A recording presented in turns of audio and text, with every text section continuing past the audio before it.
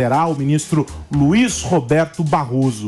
A previsão para o início da sessão é às 4 horas da tarde, aí a presença de 1.000 pessoas, olha só, 1.000 pessoas nesse evento. Entre os nomes, o Lula, presidente da República, Arthur Lira, presidente da Câmara, Rodrigo Pacheco, presidente do Senado, e Maria Bethânia, que vai cantar o hino nacional. É um evento de grande porte, evidentemente, e o que chama a atenção é que o futuro presidente Barroso vai herdar quase 5.000 processos. São 4.889 processos sobre a mesa dele, processos herdados de Rosa Weber, nessa informação que foi divulgada pelo setor transparência do tribunal. O gabinete do ministro conta atualmente com 910 processos. E aí, pelas regras internas, o ministro que assume a presidência repassa os processos do seu gabinete para o ministro que deixou o comando do tribunal. Nesse caso, vai sobrar para Rosa Weber. E durante o discurso de despedida, ela disse que erra muito quem vê os ministros do STF como ilhas. Isso é interessante, é um tópico aqui para a nossa discussão.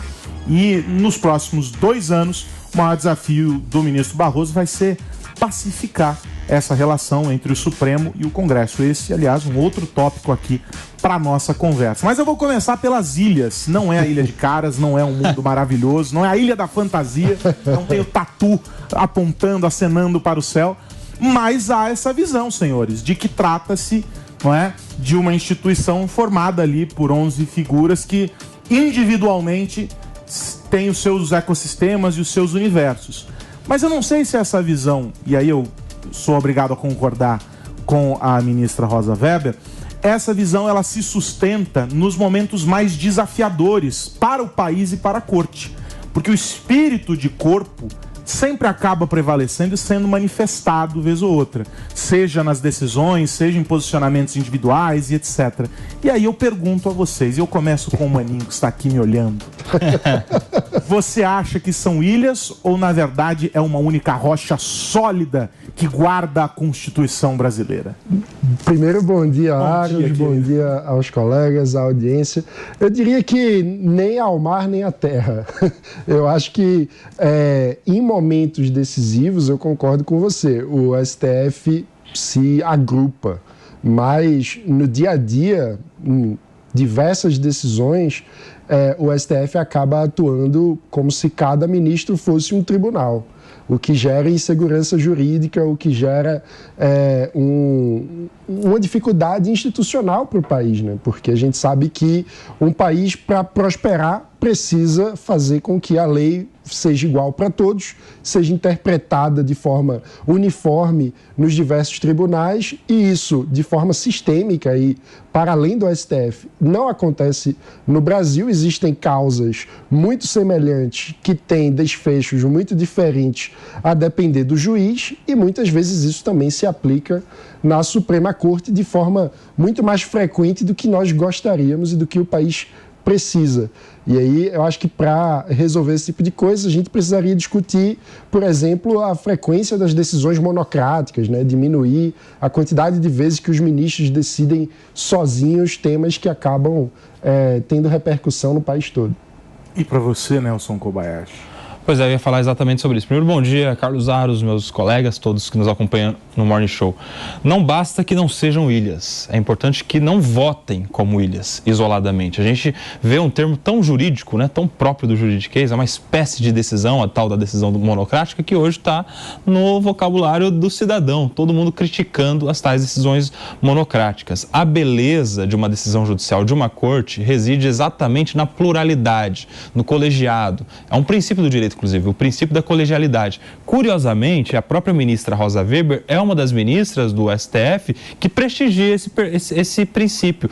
A gente precisa se lembrar que naquela polêmica decisão em que o voto dela era determinante sobre a questão da prisão em segunda instância ou não, da execução de pena criminal em segunda instância ou não, ela, contra a sua própria seu próprio entendimento, ela julgou conforme o entendimento histórico da Corte, prestigiando esse princípio da colegialidade. Então, acho que o nosso judiciário, em especial o Supremo Tribunal Federal, deveria parar de decidir as questões como ilhas e como um arquipélago, com as diferentes, os diferentes vieses, os diferentes entendimentos. A gente tem pessoas no tribunal que vêm de setores diferentes do direito, a própria ministra Rosa Weber vem da Justiça do Trabalho, nós temos pessoas que vêm do Ministério Público, nós temos agora um advogado, o Cristiano Zanin, que foi advogado criminalista, inclusive, traz pela primeira vez a essa composição, essa visão importante também do garantismo criminal. Eu acredito que a gente precisaria ter algum mecanismo, talvez por uma proposta de emenda à Constituição, que obrigasse que decisões importantes fossem tomadas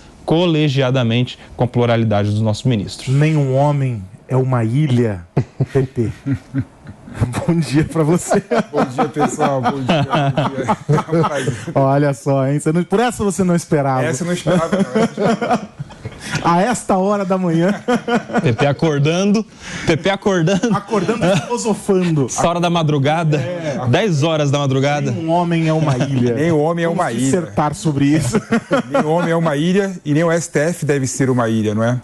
E é bom lembrar, eu concordo que foi colocado aqui, mas muito mais do que a colegialidade das decisões do STF, o STF tem que ter a opinião da Corte sobre determinados assuntos, sobre todos os assuntos, né?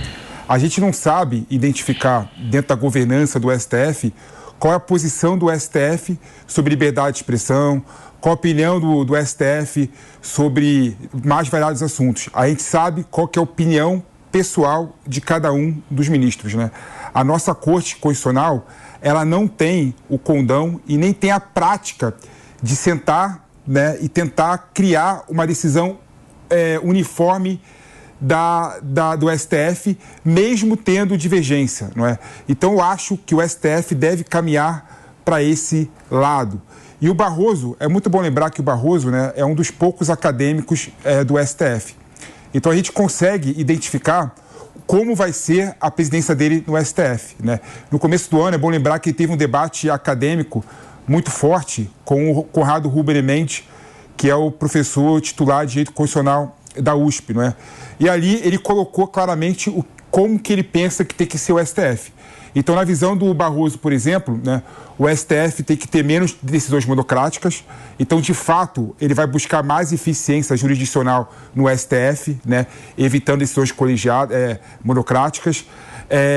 Ele acha também que a Corte Constitucional deve ser deixada para resolver problemas e conflitos constitucionais. Ele entende que o recurso extraordinário é uma aberração, né? Recurso extraordinário, para quem não sabe, é o recurso que as pessoas que perderam na segunda instância levam o assunto para o STF, né? Para a Suprema Corte, né? Para decidir um caso concreto dela, né? E isso é uma aberração, porque o STF tem 100 mil processos julgados por ano, né? Briga de condomínio chega... E a decisão colegiada no ano só dá para fazer 200 julgamentos no ano. Ou seja, eles julgam 100 mil casos no ano e só cabe 200 casos para serem julgados no plenário. Ou seja, a ideia da colegialidade fica prejudicada pela quantidade absurda de processo que chega ao STF. E o Barroso tem um ponto que foi muito criticado, que é o papel iluminista da Suprema Corte. Ou seja, o Barroso acha que a Suprema Corte tem o papel de empurrar a história, né? Ou seja, o Barroso ele defende, de certa forma, um papel muito mais intervencionista do STF em assuntos necessários para o desenvolvimento da civilização, né? Essa é uma crítica que vários juristas acadêmicos fazem ao posicionamento do Barroso. Então, o bom do Barroso ir para a presidência é que a gente sabe exatamente o que esperar dele, né? Mas tem um detalhe aí, né? A ministra Rosa Weber, quando ela fala que erra quem nos vê como ilhas, a gente precisa entender também que o Supremo Tribunal Federal age, por vezes, como se fosse ilhas, como se tivesse 11 ilhas em seus ministros, até por conta dessas recentes decisões que mostram que muda a composição, muda um ou outro ministro, muda-se o entendimento da jurisprudência. A gente tem, por exemplo, marco temporal. O STF já tinha um entendimento anterior, no caso da Raposa Serra do Sol, de que havia o marco temporal. Mudou-se as ilhas, mudou-se também o entendimento agora com a decisão que rechaça a tese. O STF tinha um entendimento há 5 anos atrás, ou seja, há pouco tempo, que para ter acordo de delação premiada, ainda que seja pela Polícia Federal com a pessoa que está delatando, deve haver uma participação do Ministério Público. Agora, com a homologação do acordo do Mauro Cid, diante de novas ilhas que compõem esse arquipélago, também mudou-se o entendimento. Então, a gente tem que respeitar não só decisões plurais, mas também o histórico de precedentes, porque isso gera segurança jurídica. Nos Estados Unidos, em que o sistema de justiça é outro, a gente tem muito mais respeito aos precedentes. Aliás, esse é o sistema lá, o de respeito aos precedentes. E aqui no Brasil, conforme vai mudando as ilhas do arquipélago, vai se mudando o entendimento e ninguém tem segurança de nada. Isso gera também uma crise de confiança no judiciário. Mas é bom lembrar, Koba, que todos os processos que você colocou aqui, o STF decidiu no caso concreto, né? E caso concreto vale só para aquele caso específico, né? Mas serve como precedente. O STF, tudo bem, mas o precedente fica mais forte em casos abstratos e casos concentrados que chegam ao STF, como por exemplo a questão do aborto, como por exemplo a questão agora do marco temporal que chegou para ser discutido, decidido de forma abstrata, para valer para todos os casos relacionados com o conflito indígena e ruralista, por exemplo, né? E é bom lembrar, Koba, também um ponto importante, né? Toda a Corte Constitucional do mundo todo tem um papel indutor de desenvolvimento da sociedade. E eu não estou aqui pregando o lado... Mas isso é o que o Barroso fala. Não, eu não estou pregando o lado iluminista que o Barroso coloca, não. Mas eu vou lembrar, por exemplo, que quando a Corte dos Estados Unidos, por exemplo, decidiu que é inconstitucional a segregação de branco e negro, por exemplo, ela teve um papel que melhorou a sociedade. Quando, por exemplo, a Corte Constitucional da África do Sul decidiu contra o apartheid e contra a pena de morte, e isso ajudou a evoluir a sociedade da África do Sul. Mas são casos diferentes. A sociedade tem que entender, que a Corte Constitucional, ela também funciona como um pacificador, como common ground, né? Como o grau comum, o chão comum que a sociedade tem que caminhar. Ô Pepe, mas esse exemplo que você traz do ministro Roberto Barroso mostra que ele tem, só por essa veia, um entendimento muito mais pró-ativismo judicial. Porque nos casos que você cita aí do estrangeiro, em que as cortes também agiram e que promoveram um avanço na sociedade, foram casos em que a corte é provocada a decidir sobre determinado caso de acordo com os direitos constitucionais de cada estado. No nosso caso, o ativismo judicial ele exacerba essa questão. Por exemplo, na criação de crime, a partir de entendimento constitucional, como é o caso, por exemplo, da equiparação da homofobia com o racismo. Ou seja, quando a Constituição está dizendo que só há crime, não há crime sem lei anterior que o defina, e vem o STF e faz uma tipificação por analogia, a gente passa dos limites que você vinha falando, dos exemplos que você citou, de simplesmente interpretar aquela provocação à luz da Constituição. Não, é diferente. É bom lembrar também, assim, por exemplo, o STF também, falando do Brasil, né? O STF decidiu sobre a união homoafetiva, por exemplo. Foi avanço civilizatório, graças à Suprema Corte do Brasil, porque o Legislativo e Poder Executivo não tiveram políticas para isso. E à luz do princípio da igualdade de direito. Exatamente. Agora, vocês acham que nessa questão da relação com o Congresso, a gente viu ontem a manifestação de alguns parlamentares, um tranca-pauta, isso e aquilo, essa reação do Congresso, ela é natural a partir desse movimento que vocês descrevem aqui, desse ativismo que o STF promove, por exemplo, estabelecendo crimes e etc., ou o movimento deveria ser o contrário? E aqui cabe a provocação. Em vez de dizer, vou parar, o Congresso deveria vou fazer o meu trabalho. Porque se um está ocupando um vácuo, é porque alguém não está fazendo o que deveria ser feito. Ou não é essa a leitura? Eu estou maluco aqui. Eu acho que a posição do Congresso de fazer uma espécie de greve tem mais a ver, na minha avaliação, com a relação com o Executivo, com a Caixa Econômica Federal, com vai ou não vai liberar a presidência da Caixa de porteira fechada para ser distribuído entre os partidos que compõem a base do Arthur Lira. Então, eu acho que acaba tendo o terceiro elemento aí. O STF, a relação com o judiciário, é um pretexto. Virou o pretexto ali ideal. Olha o ponto interessante, né? O Congresso Nacional resolveu obstruir a pauta, ou seja, não legislar, por conta da postura proativa do STF deixando o STF legislar, porque não estão legislando. Ou seja, é uma esquizofrenia que não mas dá pra entender, cara. Mas a gente tem casos surreal, e casos, cara. né? É surreal, por não dá pra exemplo, entender. a gente teve uma reação ativa em relação ao marco temporal. O pessoal já aprovou a questão, né? Juridicamente equivocada, mas teve uma atitude. Agiu. Eles fizeram errado, mas fizeram.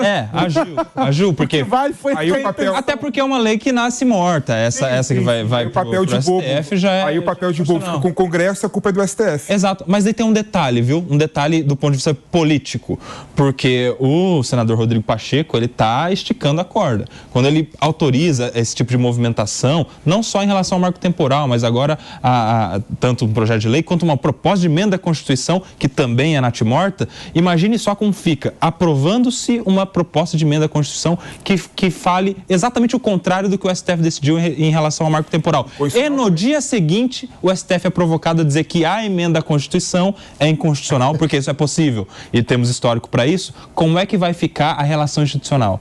O Congresso muda a Constituição, o STF fala que não vale, a corda vai esticar ainda mais, meu amigo, nessa situação, e agora diante de uma presidência do ministro Luiz Roberto Barroso, que já vem de uma crise recente aí com a população, em especial com esses que apoiam essa mudança. Vale lembrar que isso foi pauta da eleição do Senado, né? Tanto o Rogério Marinho, candidato que perdeu a eleição, como o Rodrigo Pacheco, no momento da eleição, falaram à casa que iam recuperar o protagonismo do Senado diante do Judiciário. Ou seja, é algo que vem aí, digamos, na alma do Senado, uma ideia de que assistir o STF ter o protagonismo de pautas como essas seria uma espécie de desmoralização da casa, né? Então... Bom, aguardemos para entender como vai ser o discurso hoje, o que vai ser colocado hoje pelo Barroso, porque o que for dito hoje vai dar o tom, não é?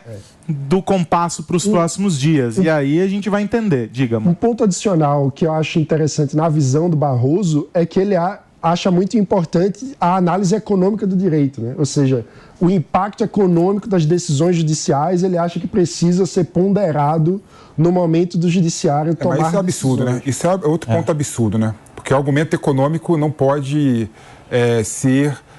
prevalecer em relação ao jurídico, né? Mas às vezes sim, não fica fácil, não fica fácil. Então essa leitura é um avanço ou um retrocesso? Não, para minha opinião, é um retrocesso. Por exemplo, fundamenta a decisão que ele tomou sobre o piso da enfermagem. Da enfermagem. Mas nesse caso específico foi certo, porque não tinha receita do Congresso Nacional para equiparar com a despesa com o piso. Né? Mas isso vai impactar, sabe onde, principalmente? Na discussão da correção do fundo... Como que chama? Do empregado? O fundo de garantia. Que é porque juridicamente tem que mudar, a terra é inconstitucional. Só que isso causaria um problema financeiro gigantesco, econômico, não só para o governo, mas para todo o país. Enfim, esses serão assuntos para os próximos dias, para as próximas semanas, para os próximos meses. E na próxima semana...